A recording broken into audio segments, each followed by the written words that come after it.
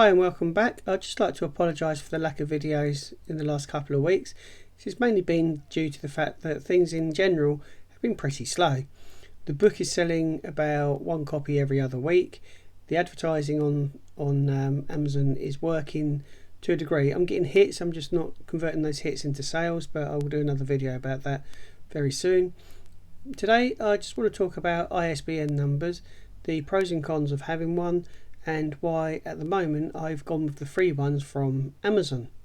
Now, if you're not sure what an ISBN number is or what it looks like, it's the little, I think it can be up to 12-13 digits, and it says ISBN on the barcode. What is an ISBN?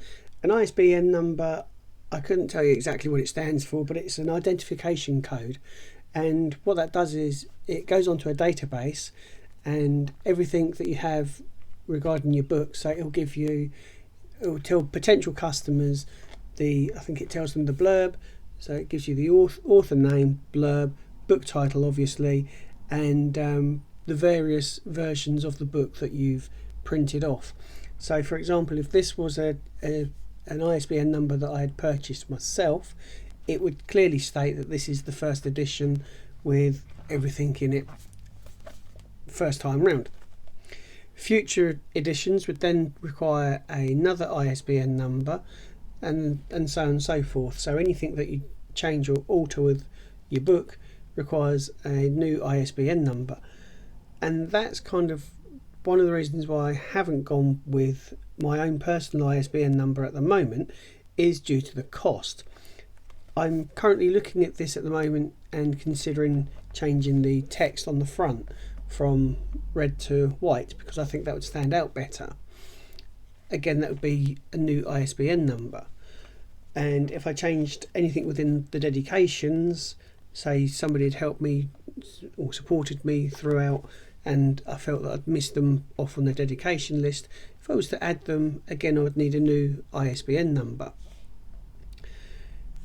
All this costs money. An ISBN number in the UK costs between £35 and £40 each, and as I've just noted, at least 3 times that I could change this. I'm not saying that I will, but I could change those particular details of my book. That's 120 quid straight out of my pocket before I've even begun.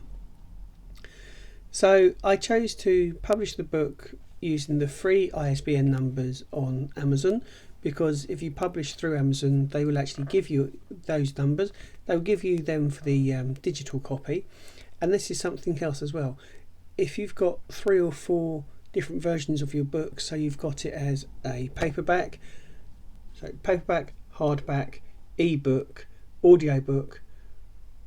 I'm sure the audiobook requires an ISBN. We'll take away the audiobook and just have hardback, paperback, ebook.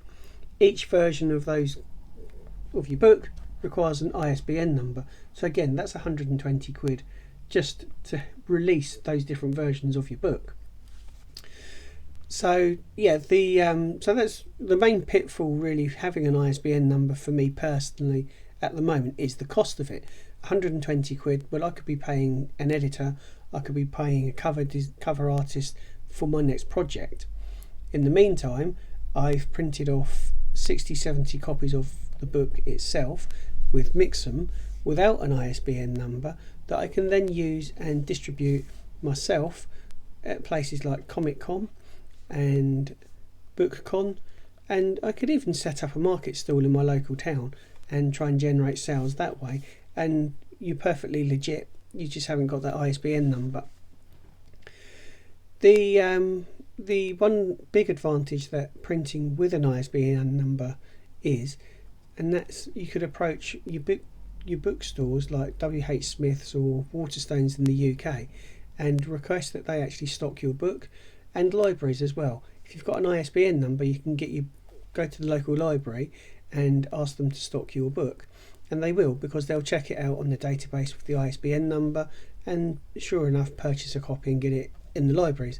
So there are big advantages to having an ISBN number, but as I'm just a one-man band at the moment and every penny counts, I have decided not to go with the ISBN numbers at the moment, until I can see that book sales are increasing. And not only that, places like Comic Con, and I've got 60 odd copies to get rid of now, so before I go any further I think I'd best try and sell them first. So yeah, the reason why I haven't is basically down to cost at the moment. That's not to say that if you can afford it not to do it, or do what I've done. If you can afford it, that's great. Go get yourself an ISBN number and push to get your book into bookstores and libraries. As I say, for myself, that's something that I'll be looking at for the near future, and probably after Comic Con, which is now in November. And yeah, that's it really. Just I hope you found this video helpful. If you need any help with your own books, whether it be formatting or cover art design, I have got somebody that I can recommend for artistry, artwork. And yeah, I'm more than happy to help format your book for you, with you, and in any way, shape or form I can help. That's what this channel is about, is to help other self-publishing authors, writers and creators. Thank you very much for stopping by. If you'd like to join me on Facebook, please join Sci-Fi Fans on Facebook, as well as YouTube, where I chat about science fiction theories, books, writing and all sorts of stuff. So just keep the conversation going if you want. Thank you very much for joining me, and I'll see you in the next video. Cheers.